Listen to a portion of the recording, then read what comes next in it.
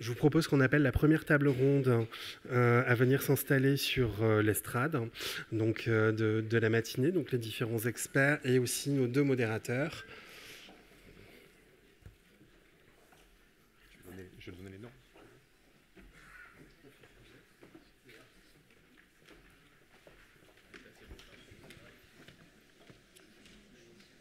Tiens, le premier. Donc ici. Ici.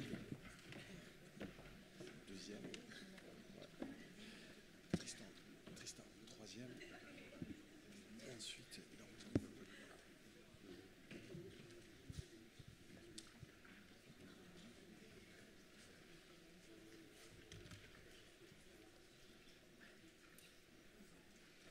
il manque 2 experts.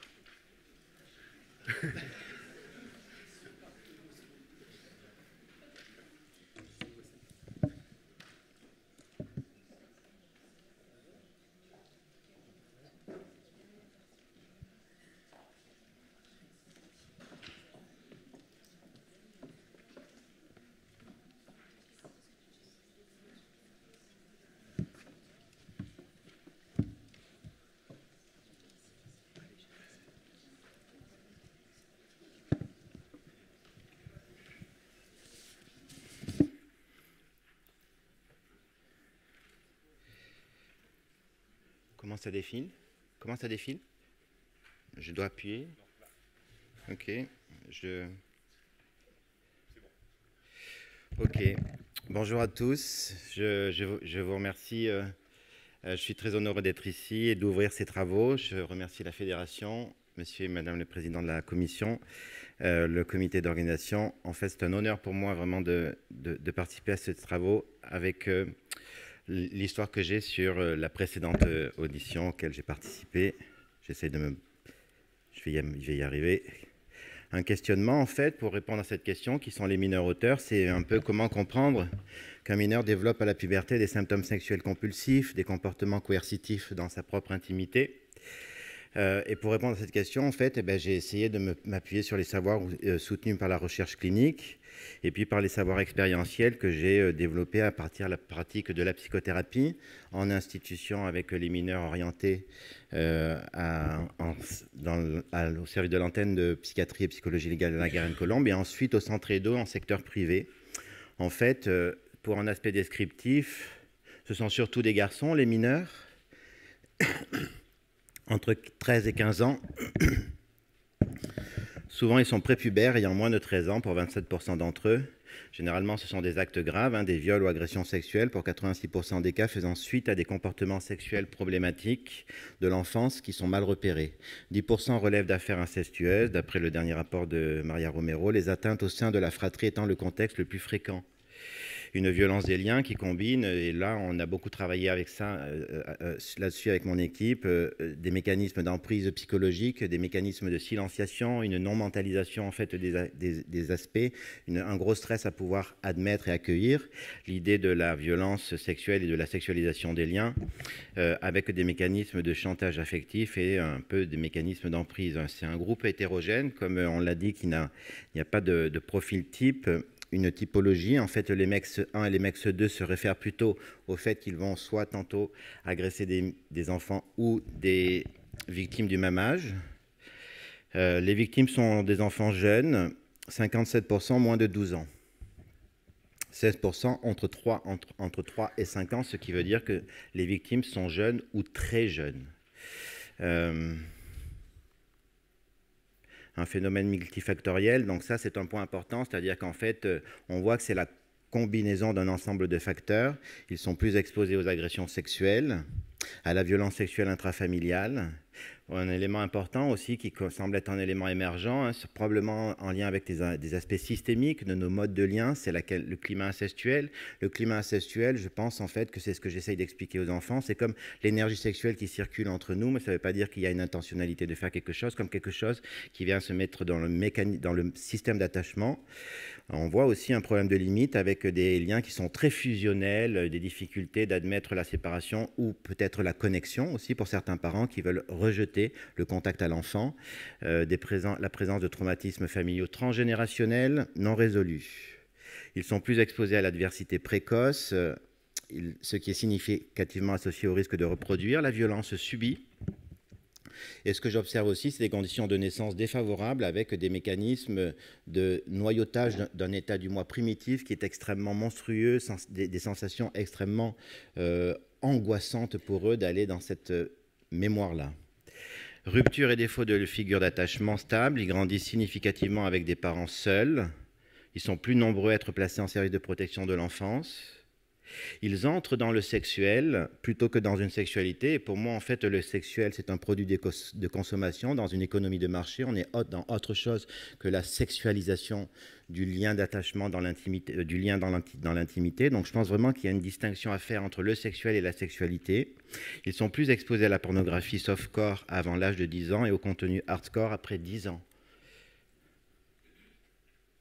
Sur le plan des mécanismes psychodynamiques, ce qui est un élément central à pouvoir évoquer, c'est quand même ce conflit intergénérationnel non mentalisé au cœur de la dysparentalité, comme finalement si l'adulte n'arrive pas à accueillir l'enfant. Et dans l'approche que je travaille, c'est-à-dire dans l'approche de la neurobiologie interpersonnelle avec ce travail sur la mémoire autobiographique, on voit qu'en fait, les parents n'ont pas de mémoire de leur propre histoire, ils ont idéalisé leur enfance, ils ont dénié leur trauma, et je pense que l'enfant active implicitement ses mémoires, et ça fait le lit de la dysparentalité, parce que finalement, l'enfant vient réveiller la mémoire que les parents ont essayé d'étouffer, et c'est ainsi que se réplique le système intergénérationnel. Je crois en fait que dans cette question, c'est vraiment l'élément central, le lien entre l'enfant et l'adulte, notre capacité à accueillir avec sécurité et avec apaisement la détresse de l'enfant, ça que celle-ci réveille un état d'urgence implicite en nous et dans notre corps de parents et d'adultes. Bien sûr, en fait, on voit que ça produit des conséquences fortes chez l'enfant, refus d'identification aux adultes, stase chronobiologique du moi, comme des états du moi qui sont restés dans l'infantile, qui ne veulent pas grandir. L'enfant intérieur, souvent, est dissous dans la dissociation traumatique. Ils n'ont pas de self, ils n'ont pas de corps. Et lorsqu'on essaye de travailler sur comment tu étais petit enfant, et c'est un grand vide, c'est un grand nuage, c'est un grand système non structuré, en fait. Ce qu'on voit aussi, c'est que l'autre constitue une menace, mais pas une menace au sens de la paranoïa, une menace au sens de la sensation d'agonie. Je dirais en fait quoi faire pour finir, parce que c'est rapide. D'abord se remettre en question, parce que je vois en fait que nous sommes loin, et j'étais loin moi-même de comprendre les enjeux d'un positionnement nécessaire pour accueillir ces enfants. Accueillir en fait ces enfants dans leur croyances et leurs sensations implicites qu'ils sont des monstres projetés par les représentations archaïques des parents, même sans que ça se dise. Changer nos représentations de la violence sexuelle, en comprendre évidemment les mécanismes psychotraumatiques, sortir, je pense, de l'obsession des passages à l'acte, de la fascination pour l'acte criminel, interroger notre contre-transfert à la violence systémique et à notre histoire, puisque finalement, on voit que c'est dans notre histoire que se crée la question de ce sujet et de notre rapport à ce sujet.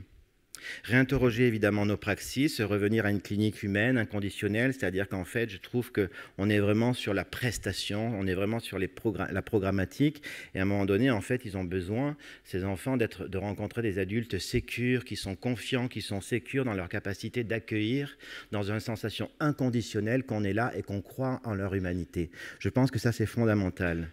Soutenir évidemment la famille, reconnaître l'impact de notre environnement, de nos modes de vie, sur les liens sociaux et familiaux, bien sûr, on le verra, l'impact absolument incroyable de la pornographie qui est omniprésente dans le sujet, accepter de voir les enjeux systémiques de la violence sexuelle plutôt que de la réduire à un problème individuel, inclure la parentalité, cesser de demander aux enfants de réparer la blessure traumatique transgénérationnelle de leur famille et de leur faire porter le poids d'un acte qui n'est que la partie émerger d'un iceberg qu'on n'explore pas suffisamment et dans laquelle nous n'engageons pas suffisamment la prise de conscience que la famille a un travail à mobiliser pour aider cet enfant à aller mieux. Je vous remercie.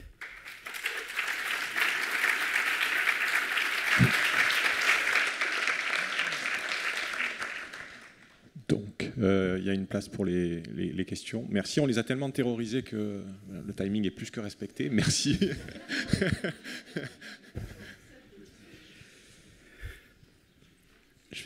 Bonjour Monsieur le Mitre. Bonjour. Je vais vous poser, merci pour votre texte et pour votre présentation. Nous avions une question à vous poser. À partir de votre expérience, quels seraient selon vous les indicateurs précoces, qu'ils soient émotionnels, relationnels, comportementaux, qui devraient alerter les professionnels sur un risque d'évolution vers des passages à l'acte à caractère sexuel? En fait, moi, je demande toujours aux parents de me parler des temps de l'intimité. Le moment de l'intimité, le poids-peau, le lien primitif, profond. C'est des organismes, je ressens en fait. En fait, je n'écoute pas avec ma tête, je ressens ce qui se passe et je ressens en fait que là, quand on touche à l'intimité, il y a quelque chose qui se joue dans notre système, il y a un endroit où c'est menaçant pour eux. En fait, la question fondamentale, c'est vraiment la question d'interroger la croyance de l'adulte à pouvoir porter cet enfant en sécurité, et ça se ressent dans notre cœur et dans notre système viscéral. Donc en fait, ce que j'observe, c'est que vraiment aller chercher les expériences précoces du lien intime, les habitudes de vie et de voir qu'est-ce que ça me fait dans mon système. C'est ça en fait vraiment l'élément qui m'alerte, parce que je vois que quand on est dans une problématique comme celle-ci, il y a une non-mentalisation qui crée un grand chaos et un grand vide lorsqu'on veut aller chercher là-dedans, à essayer de s'approcher de l'épicentre du trauma qui est l'intimité. Merci.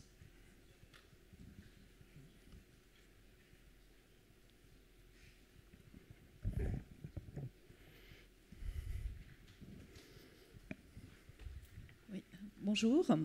Donc Alexandra Vidal-Bernard, je suis psychologue. Oui, bonjour. Docteur en psychologie clinique et chercheur spécialiste du comportement sexuel problématique de l'enfant de 12 ans et moins à l'université Marie et Louis Pasteur à Besançon.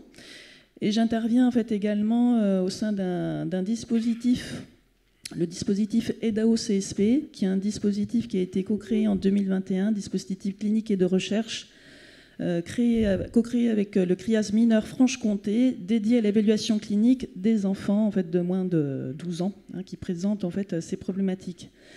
Alors je vous remercie en fait pour cette présentation et pour l'ensemble des rapports en fait qui ont été faits pour l'organisation de cette journée.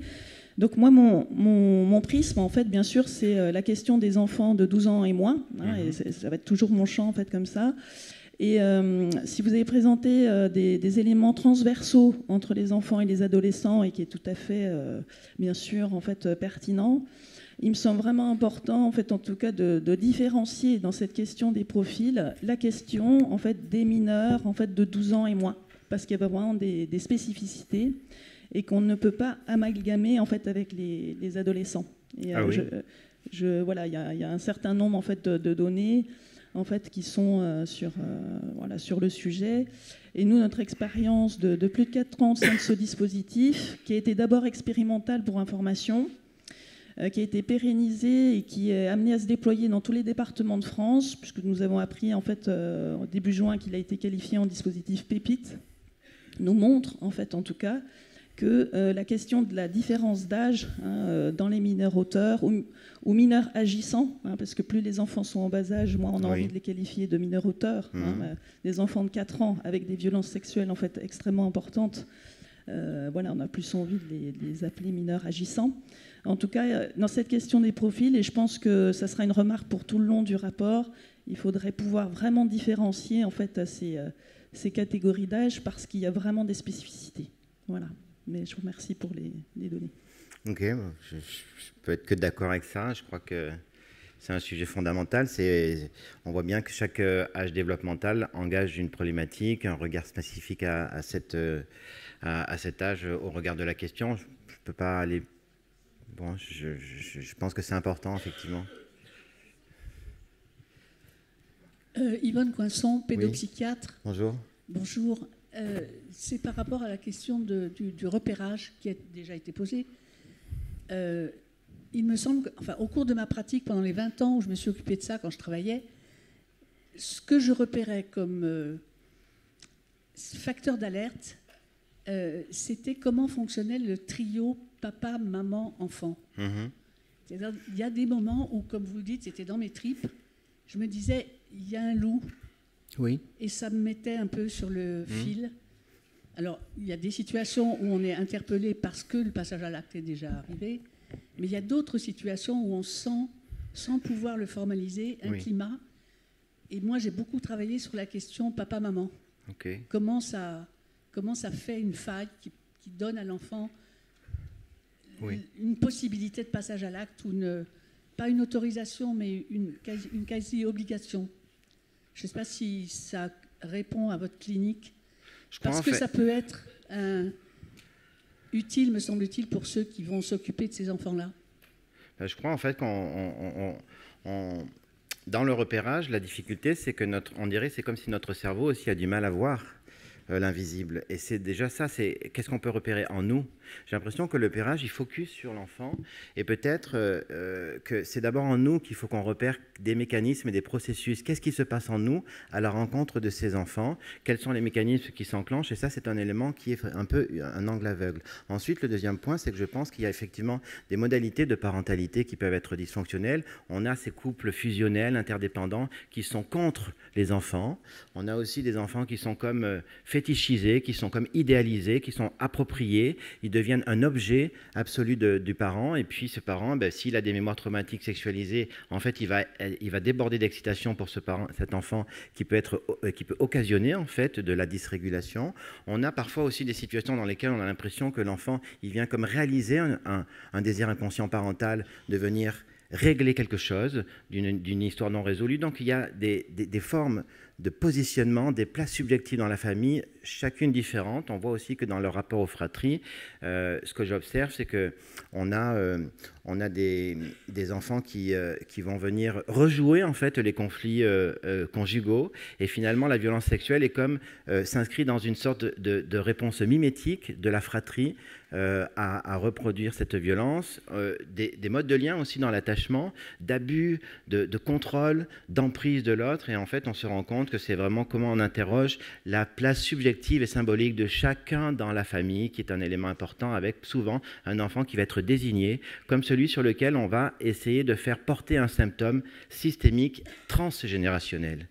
Voilà, ça me paraît effectivement important. Donc je crois que la parentalité me semble un élément fondamental à venir soutenir, parce que finalement, j'ai l'impression qu'on fait porter aux enfants le poids, parce qu'eux, ils reconnaissent, ils avouent au commissariat, ils avouent les faits beaucoup plus que les adultes qui dénient. Alors finalement, c'est comme si on est plus efficace sur eux, on se sent plus compétent sur eux. C'est sur eux qu'on fait porter le poids de notre travail. Et puis souvent, en fait, on se retrouve à accompagner des enfants qui nous sont orientés par des professionnels de justice, avec beaucoup de bonne volonté. Et finalement, les parents qui sont dans une famille incestuelle sexualisée à fond n'ont que le loisir de venir faire entrave à l'accompagnement de l'enfant quand il s'accroche.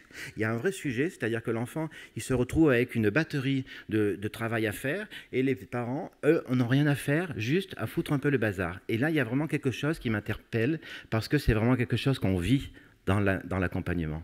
L'entrave de la famille, du système, à maintenir le secret et la non-mentalisation de cette chose horrible qu'ils ne peuvent pas approcher.